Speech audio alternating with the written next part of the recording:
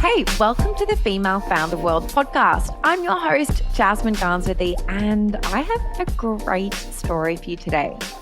Let's go back to 2015, and two friends, Kaley and Kerrigan, they come up with an idea for a CBD product that was feminine, clean, not at all like the CBD products that were available at the time. You've got to remember, 2015 was a totally different landscape, totally different space for CBD. So they've got this idea and they're not sure how to get started. So they both put in $15,000 each. They put together a really basic website. They come up with the idea for a great product and they buy 500 units of stock. And they realize, how are they going to find customers? It's illegal. Back in 2015, it's illegal to advertise CBD products on Facebook and Google. And actually, that has not changed very much since then. So they're super limited about how they can reach new customers. And they decide, all right, we're going to have to go get some retailers and sample like crazy so people can learn about CBD, learn about our product, and fall in love with it.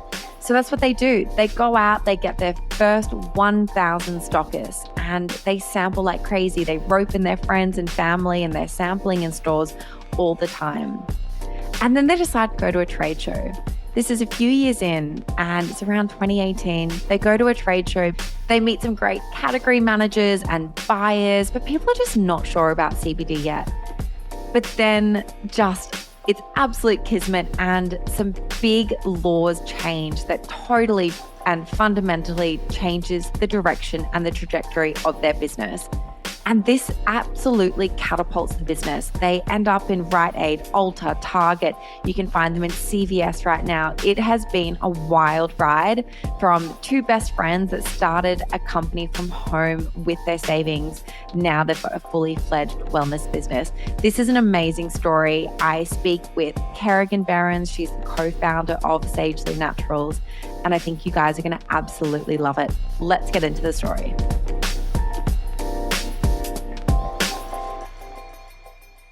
Kerrigan, welcome to the show. It's great to have you on Female Founder World. Thank you for having me. Let's kick off by just giving a bit of an overview. Could you tell all of our listeners what you're creating over at Sagely Naturals?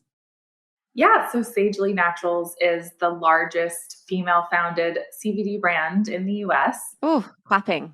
Yeah, so we have actually branched out from CBD, but when we started in 2015, fewer than 2% of Americans had even heard of CBD. And we wanted to create an approachable brand that introduced people to the non-psychoactive side of cannabis and provided effective but natural alternatives to medicine cabinet staples. So everything from the pain relief cream to how you treat your stress or trouble sleeping.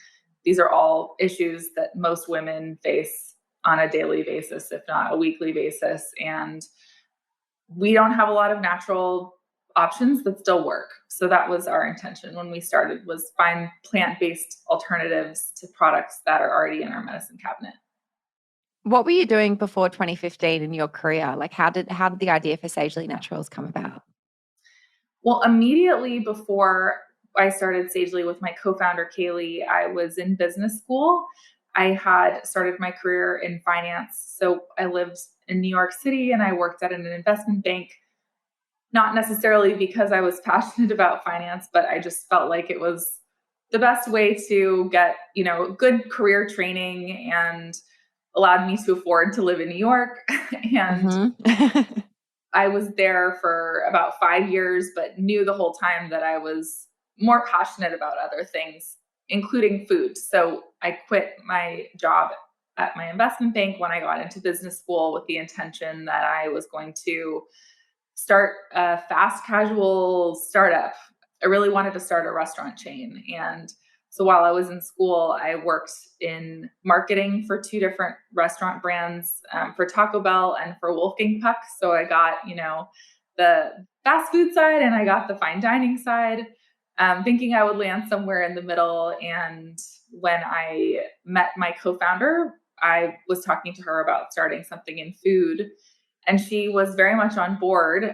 She also had started her career in finance and also had moved into the restaurant industry. So it seemed like it was kind of kismet. But then I tried CBD for the first time, and it was such a powerful experience that I never looked back. And I'm still, to this day, in spite of all of the challenges that we've experienced in the last 7 years, glad that I did not start a food business and instead started a cannabis business.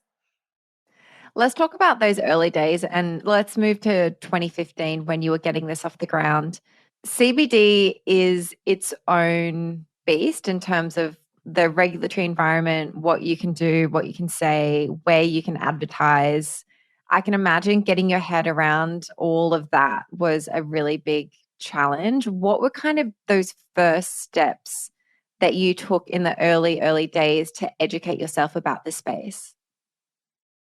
It was pretty hilarious market research because marijuana was medically legal in California at the time. So, and it's not to say that I had never been exposed to cannabis before in my life. I grew up in LA, but it certainly wasn't a big part of my life. And when I tried CBD for this first time, like I said, I had this incredibly powerful experience. It made me feel so good.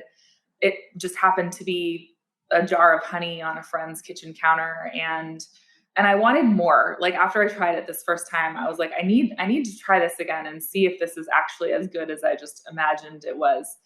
And I got my cannabis prescription. So I went to a really shady weed doctor in LA, and they did not care what excuse I gave them. They were going to give me my license, and started going to dispensaries for the first time. And now when you go into a dispensary, they're like these beautiful retail experiences. But back then it was smelly, like dark lockers that just basically had some jars of like marijuana flower in them and, maybe a few edibles. So yeah, my market research was literally going to as many dispensaries in the LA area as I could. But I discovered very quickly that there weren't any products on the market that I wanted to emulate.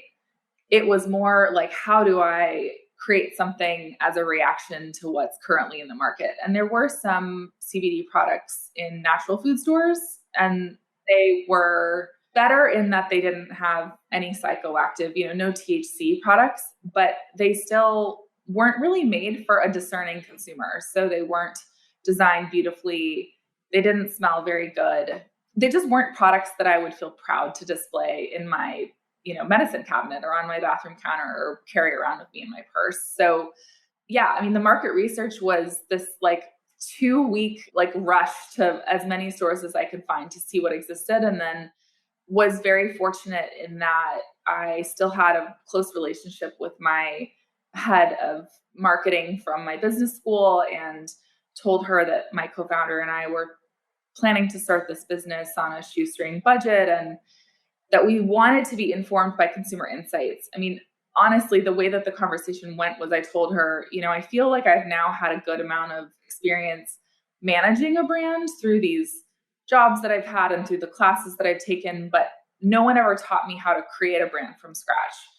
And her answer was, it's sort of the same, Kerrigan. Like, it starts with consumer insights. What does your consumer want? And how do you meet their needs? And so we were lucky enough that she got us some access to grant money to do some consumer insights work. And we did a combination of surveys as well as focus groups.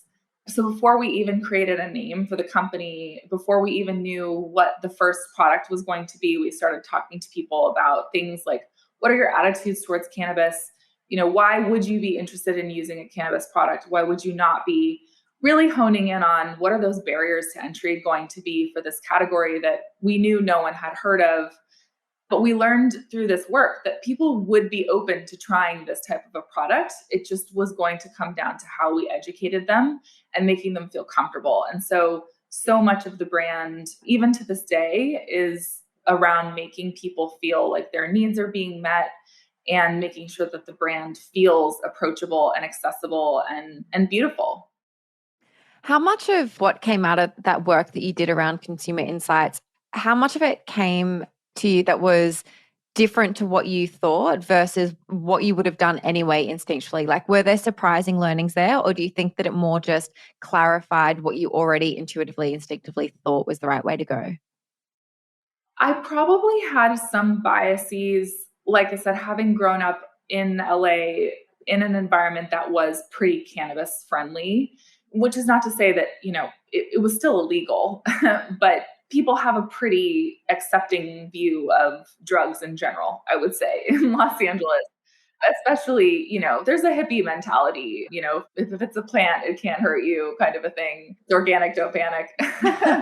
So I wasn't really sure how people were going to feel, and not just going to a dispensary, but asking like a broad community, how do you feel about cannabis? And is it a part of your life now? And if it's not, why? And what I was surprised to learn was that it had nothing to do with morals. It wasn't like, I think marijuana is bad. It was like, first and foremost, I just don't like the feeling of getting high. The biggest reason why people said that they did not use marijuana was because they just didn't like the feeling of being high. And that was such a critical insight for us, because the beauty of CBD is that it has all of these medicinal benefits of cannabis without any psychoactive effects. And so it gave us the confidence to say that if we could explain to someone, here is what this compound is. Yes, this is going to sound sciencey, and we're going to try to talk to you like you're smart, and we're not going to try to dumb it down so much. We don't want you to check out as we're explaining this, but at the same time, we don't want it to sound like snake oil. And so we're going to explain to you exactly what this is. It's called a cannabinoid. It comes from the cannabis plant, but it's not like THC, which you may have heard of. And it's not going to get you high, but it has all of these amazing benefits, like it's anti-inflammatory and it's antioxidant, and here's what you can expect it to do for you. What we learned through the work was that that message would resonate. And, 7 years later, we're now sold in over 20,000 stores across the country. So it did resonate. Wow. This message was something that actually got through to people. It just took time and a lot of work. Are you still educating people, or do you think that there's so much more knowledge around CBD and the difference between CBD and THC in the market now? I think there's still some education, but I heard recently that more people at this point have tried CBD than kombucha in the country. Oh, wow. What a stat. Yeah. Isn't that hilarious? I think it's a trend that has like gone in all pockets of the country. And I can attest to that by telling you like where in the country we sell our products. It's literally everywhere. It's not just LA and New York and Chicago. It's in the middle of the country. It's in the South. So I think that, I don't know if you like stopped someone on the street and said, hey, can you explain the scientific difference between CBD and THC, that someone would necessarily be able to give a correct answer, but they'd say, oh, well, yeah, CBD doesn't get you high, or yeah, CBD helps me relax. The things that people care about with CBD have changed. So in the very beginning, people seemed to want to know a lot about where is this grown, tell me about the strain, treating it like it's more like a marijuana as opposed to, an ingredient that you care about the quality, but you're not necessarily asking the 20 follow-up questions. So when you buy like a supplement, you want to know that it's a high quality turmeric supplement, but you're not asking like, well, where in India was this plant grown and how was it extracted? That's an interesting shift. Yeah. It's gotten actually, I think as it's become more mainstream, the consumer that it's attracting is less dark green, as we say, like less super granola, super crunchy, and therefore cares maybe about different things.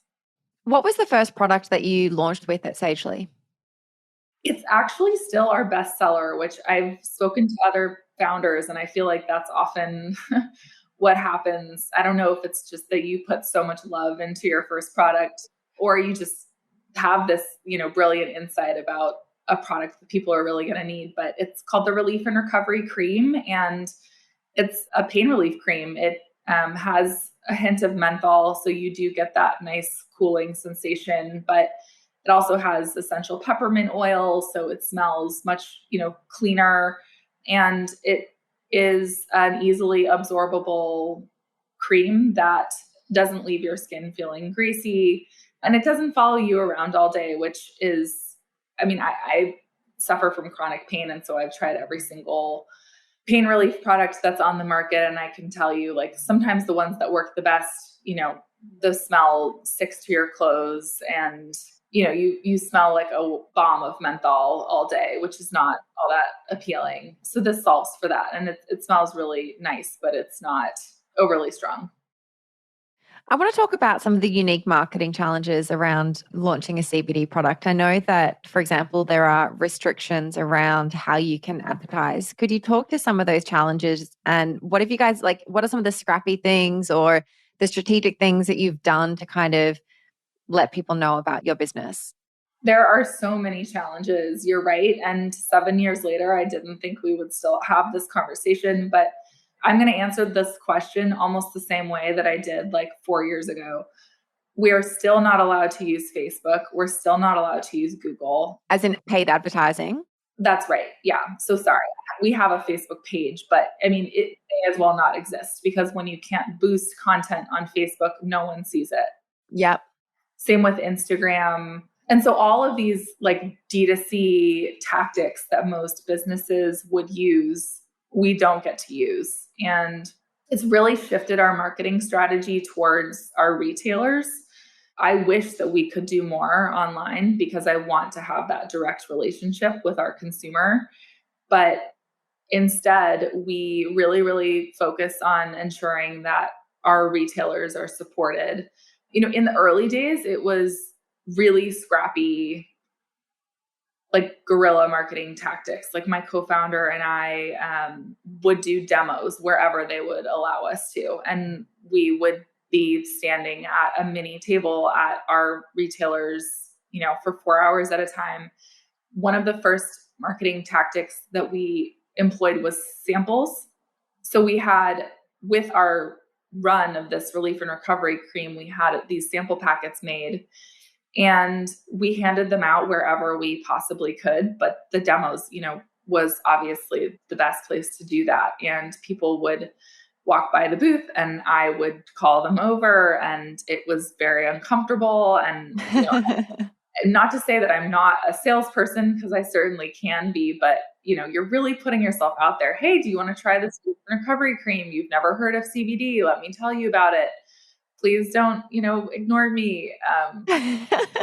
But, you just have so much passion for what you're doing that you just make it work. And yeah, we tried to find as many possible ways to give out these samples as we could. We held a couple of little pop-up events in Santa Monica where we're based. There's like a famous running spot that's called the Stairs in Santa Monica. And we brought a massage therapist and a table to the top of the stairs. And we had a massage therapist giving. Oh, that's smart. Yeah. I mean, and who knows how many people actually learned about our brand that day, but we got ourselves out there and we were handing out sample packets along with the massages, and it made us feel like we created at least a base of excited consumers, like within our home base. And Santa Monica to this day is still like one of our best markets, because we just got that like enthusiasm from the ground up. And it wasn't something that we really could have paid for the same way that you can pay for a bunch of Google ads, but it did build like a strong community of advocates towards the beginning. Let's talk about funding now and how you funded the business as you've grown. You have a huge retail footprint that you just spoke to before. And, I know that launching in a retailer like you guys are in CVS, that's significant. That's an expensive exercise. That's not an easy thing that a small brand can just go ahead and buy the amount of inventory required for a stockist like that. How were you funding the business after those first initial grants? Were you still bootstrapping? Did you get some investment? How was that all structured? Yeah. So my co-founder and I started the business with $30,000 of our savings. We each put in $15,000, and that was enough to get a website, not a great website, but a website. Our first product run, which was only something like 500 units of cream. I mean, and that, by the way, was the biggest trick of starting the business on a dime, was convincing the co-manufacturer to want to work with us and to make 500 units.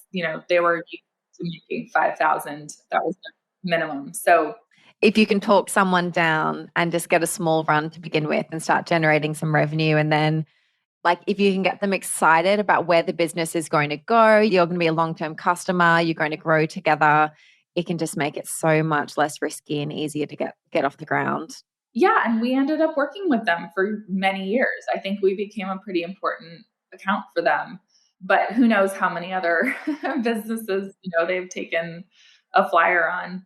But yeah, so we were able to start the company with $30,000. And because my co-founder and I didn't take a salary, didn't hire anyone, my co-founder was packing orders in her kitchen, and we were driving ourselves to stores and knocking on doors and trying to get distribution for ourselves. We were able to get it off the ground. And I think we made like $500,000 in revenue before we even raised another dollar. And that was the point at which I think once we had made that $500,000 in revenue, we realized we were onto something. Like we had, our retailers were reordering. We had a really healthy retention rate on our website.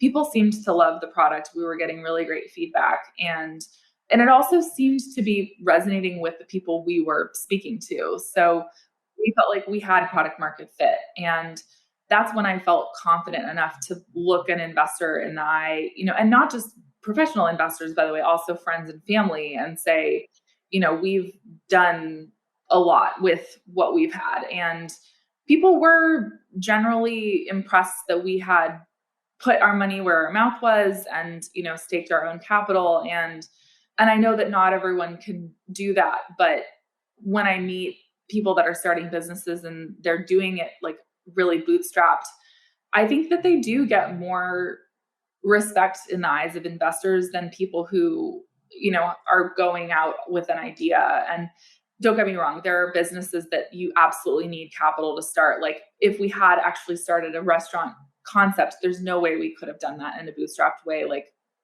the business plan I wrote for the restaurant industry was going to cost like $3 million in startup capital. So I couldn't have afforded that. But if you can do it on your own and you can get some traction, like not only will you have an easier time raising money, but you're also going to own more of the business, when it's time to sell. So we ended up raising money from friends and family and from a couple of VC funds in that first round. We ended up raising a couple more times after that. To your point, the largest round that we had to raise was when we had our first major retail expansion. So in 2018, we were in about 1,000 stores across the country, and we had gotten ourselves into those for the most part. And then this really key piece of legislation passed that made the sale of hemp-derived CBD more legal than it had been before. And that was what gave some major retailers the comfort to sell our products. And so from 2018 to 2019, we went from about 1,000 points of distribution to 10,000. And we needed to raise money to be able to even afford the inventory. And what's so frustrating about this whole thing in retrospect is that a typical business would be able to get like purchase order financing, which is a much. I was going to ask why you didn't do that. Okay. Because we weren't allowed. Like banks didn't want to deal with us. They felt like what we were doing was illegal. And so we were not able to get any type of conventional financing. Hey, it's Jasmine, and I'm jumping in to interrupt this episode so that I can invite you to an event in New York City.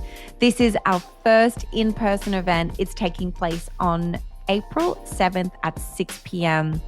and it's free. We're hosting this in partnership with Shopify, and it is going to be the ultimate evening curated especially for consumer brand founders or really anyone who's entrepreneurial minded and interested in the consumer brand space. I absolutely welcome you and would love to meet you on the night. there's going to be a structured networking event so that you can meet your people, find other people building amazing businesses without any of the awkwardness. Then we're moving into a panel conversation, and I cannot wait to announce the speakers that we have on the panel. It's going to be awesome. So stay tuned for that detail.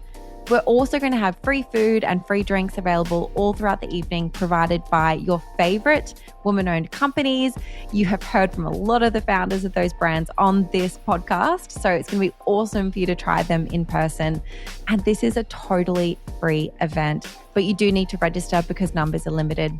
Head to our Instagram account at Female Founder World, hit the link in our bio and sign yourself up. I cannot wait to see you there. Okay, so basically for people listening, there are two different ways that you can finance your business. You can basically go equity or debt. And when you have a purchase order, usually it's much easier to take on a debt financing. And that basically means that you can retain more of your business. You can have more ownership when it comes time to sell your company. Whereas if you're kind of, I guess in this case, you don't have any other options rather than to raise money, that means that you're diluted when it comes to exiting the company. Was that a fair explanation? Oh, that's perfect. And purchase order financing is so brilliant because it's really low risk. Like, the bank asks to see the email from the buyer that says, "Hi, I'm about to buy, 10,000 units." And the issue with inventory is that you owe the co-manufacturer usually 50% before they're even willing to start the order. And so the bank lends you the 50%, and then you get paid whatever it is, 30, 60, 90 days later by the retailer. And the bank understands all these terms. And so, something would have to go really, really wrong for you to not be able to pay the bank back. It's a very low risk type of debt. But yeah, I actually don't even know to this day if we'd be able to do purchase order financing because banks are still hesitant. I still had trouble getting a mortgage. Like, banks are still very conservative with hemp. I want to kind of shift gears a little bit and talk about how you got into CVS and where you're stocked and what you think makes a good presentation to a category manager or a buyer when you're trying to sell into new doors.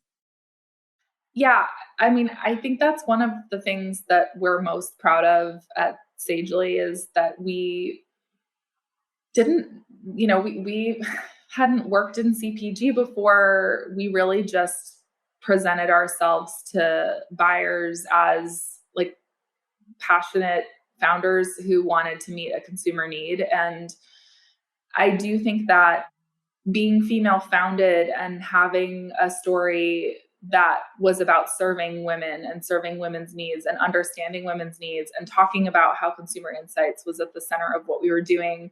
And also explaining that, we were at the forefront of this category that was about to experience explosive growth and that we could hold their hand through this type of education. I didn't know the phrase before starting this company, but there's something called a category captain. And if you're in a really well-established category, it's probably unlikely that you as a startup can be the category captain. But because CBD was such a new category, the retailers didn't know anything about it. And, we were already spending all this money on attorneys, and we basically just turned the information that we had into an asset for the retailers. And we told them, we're going to hold your hand through this, and we will ensure that we all do this the right way. And here's all the testing that we do, and you should require this, and here's why. And so our initial meeting was at this show called ECRM. Actually don't even know what it stands for, but it's twice a year, and it's where all of the major retail category buyers come for everything from cough syrup to tampons to hand soap. If it's something that you can buy at a CVS or a Target, like, there are buyers there to look at those things. And they're really diverse set of buyers. So it's not just Target and CVS. It's also the little grocery stores on military bases across the country. It's anywhere that you can find a consumer good, they send their buyers to this show. And my co-founder, I don't even remember how she learned about it, but she was like, it's really expensive. And, we know that retailers aren't carrying CBD yet, but I think it's worth it to go. Let's just get our names out there so that when the regulation passes, they'll at least know who we are.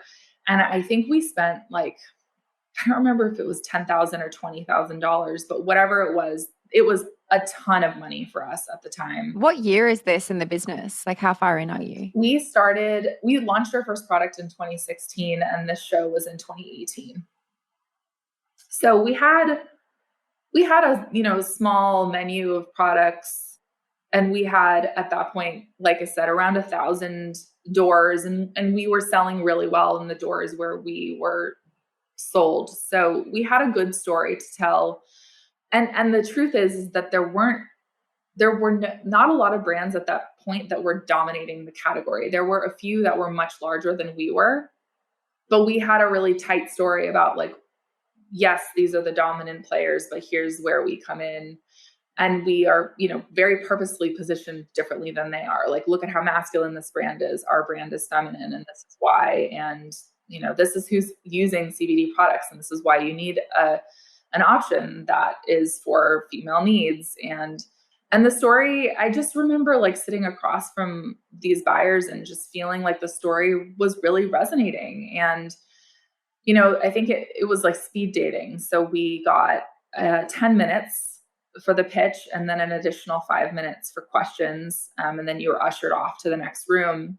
But the questions that were being asked, like there was a lot of just engaged nodding. And by the end of most of these meetings, it was like, we would love to carry your product. We haven't gotten the green light from our lawyers yet, but when we do, we'd like to be in touch. And then that was one of those just amazing luck situations in that less than 6 months later, the Farm Bill passed. And that's when we went from 1,000 doors to 10,000. We launched into CVS and Walgreens and Rite Aid and Sprouts and Ulta and Neiman Marcus and Nordstrom. And it just was this like domino effect where once it became legal, there was a lot of interest in the category, and we were able to say that we could meet these retailers' needs. And it's been like such a joy to be able to work with these retailers and offer the products to people across the country in places that we wouldn't be able to access.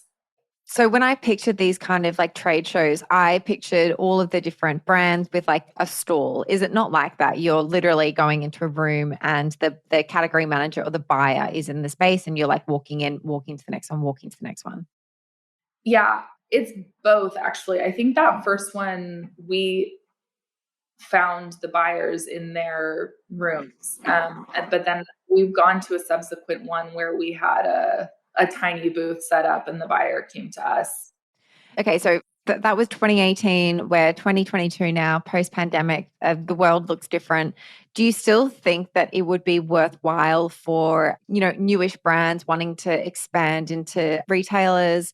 Do you still think it's worthwhile pursuing that kind of trade show path, or is networking online, cold reach out over email, like is that kind of more acceptable now? I think retail is still pretty old school. I mean, it's always worth the cold email. Like, why not? I'm trying to think if we've ever gotten into a retailer from a cold email. I don't know that in the early days, we absolutely did. Like with the natural food stores that are more the independents, we absolutely got in from cold emails and from just visiting the store and meeting with the person who was on the floor and hoping to come across the buyer. With the larger retailers, they just have a way that they do things. Most importantly, they have these windows when they're even willing to make a decision around carrying new products. So they're like reset dates when they are only willing to bring on a new product 2 times a year. And it's when they reset their shelves, and like they don't even want to hear from me about my new products until it's time for them to consider the reset dates. It's just, Otherwise, they're focused on the velocity of the products that they're carrying, and they're just such established processes that they're not thinking about innovation, 365 days a year. It's like, here's their window of time to think about innovation. They have the products that they're already selling, and do they need to swap those out? Are they ready for something new? And even today, it's amazing when we get something new into a store, because that you're pitching against, for us, we're literally pitching against BioFreeze, Icy Hot, Bengay, potentially, Tylenol, Advil, and they only have so many new spots, and maybe their shelf space is shrinking. And so maybe they actually have to get rid of items. And it's just a very prescribed process. And there are some retailers that make it easier for startups. Like Target we just launched a collection of non-CBD items with Target, and they want to have people discover new brands in their stores. So they do things to make it easier for smaller brands to work with them. But some retailers make it a lot harder.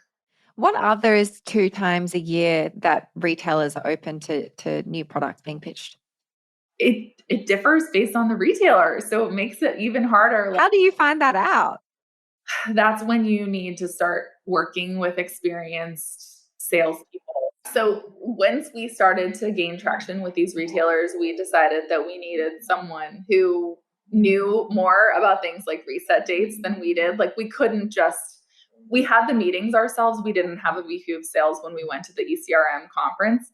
But by the time we got the orders, we were like, oh, wow, this is okay. Now we can't just learn as we go. We need people who are going to ensure that we have, that was when we raised that round of capital. That was when we did a major injection of talent into the company. Everything from ensuring that our ops team was on point to our sales team knowing what they were doing. And our VP of sales became, like a partner in the business, because she had worked with some really well-established CPG brands, natural CPG brands in the past. And she helped us just ensure that we knew, okay, like the reset date at this retailer is this, the one at this retailer is this, and let's ensure that our innovation plans are matching up with those, because up until that point, we were just creating products that in response to consumer needs, but like as they were ready. And now it's like, oh, okay, well, we are going to miss our chance at this retailer if it's not ready by this month.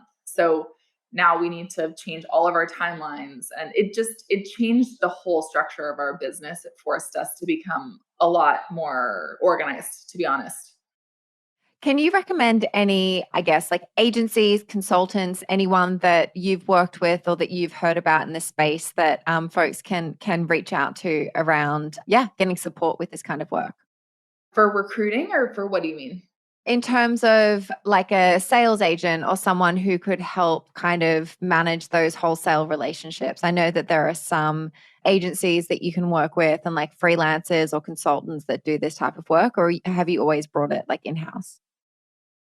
We have used a combination of hires of people who had the experience already from well-established CPG brands. That was really important to us. We never hired people that we felt like could just learn on the job, which, by the way, I think there's something to be said for that.